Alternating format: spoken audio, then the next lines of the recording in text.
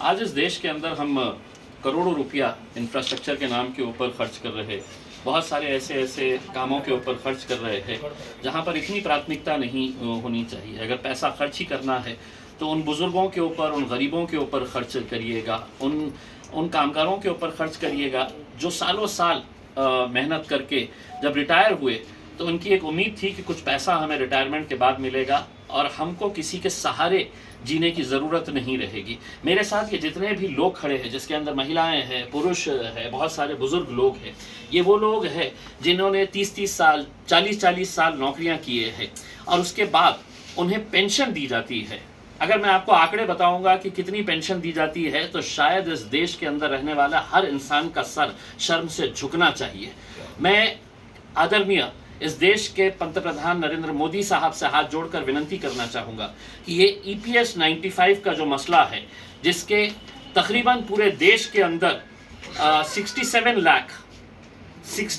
लाख लोग जो है आज इस EPS 95 के अंदर रजिस्टर्ड है, इसके बेनिफिशरीज है, लेकिन हम इन्हें रिटायरमेंट के बाद कितना पैसा देते हैं। अब ये अगर इस बुजुर्ग महिला को अगर आप देखेंगे तो मेरे हिसाब से ये हमारी माँ हो सकती है, हमारी दादी हो सकती है। आप सोचिए कितने साल, 20 साल काम करने के बाद, एक कंपनी में काम करने के बाद आज इससे सरकार की तरफ से पेंशन मिलती है तो कितनी, 500 रुपया महीना मिलती है। जी हाँ, आपने बिल्कुल सही सुना है, 500 रुपया महीना।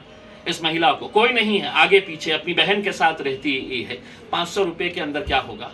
ये दूसरी महिलाएं हैं, हाँ, कितने साल काम किए हैं? 18 साल काम किए हैं। 784, यानी कि 800 रुपये भी नहीं है। इसका मतलब ये हुआ है कि हर रोज इन्हें कितना सरकार की तरफ से मिल रहा है। अगर हर रोज का अगर हम कैलकुलेशन करें तो किसी को 30 रुपये, किसी को 50 रुपये, उसमें जिंदगी गुजारेंगे।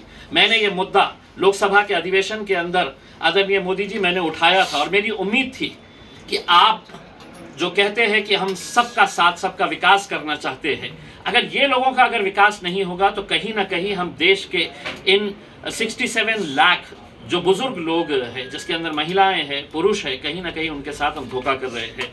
मैं आने वाले अधिवेशन के अंदर दोबारा इस मुद्दे को आपके सामने रखना चाहूँगा और उम्मीद करना चाहूँगा कि महाराष्ट्र के केंद्र सरकार के लेबर मिनिस्टर हो, लेबर सेक्रेटरी हो, पंतप्रधान नरेंद्र मोदी जी आपके पास तक ये वीडियो मैं पहुँचाऊँगा और यकीन करूंगा कि आने वाले अधिवेशन के अंदर आप इसके ऊपर कुछ न कुछ फैसला करेंगे। हम आपका जाहिर सत्कार करेंगे, इस देश के अंदर हम आपकी वाहवाह करेंगे कि आपने इन गरीबों के, इन बुजुर्गों को, इन रिटायर्ड लोगों का, जिनके आगे पीछे कोई सहारा नहीं होता है, इनके लिए आप कुछ न कुछ करेंगे। कई ऐसी महिलाएं हैं जो विधवा है, आज वो किस तरह से जिंदगी गुजार रही है ये भी आपको समझने की जरूरत है।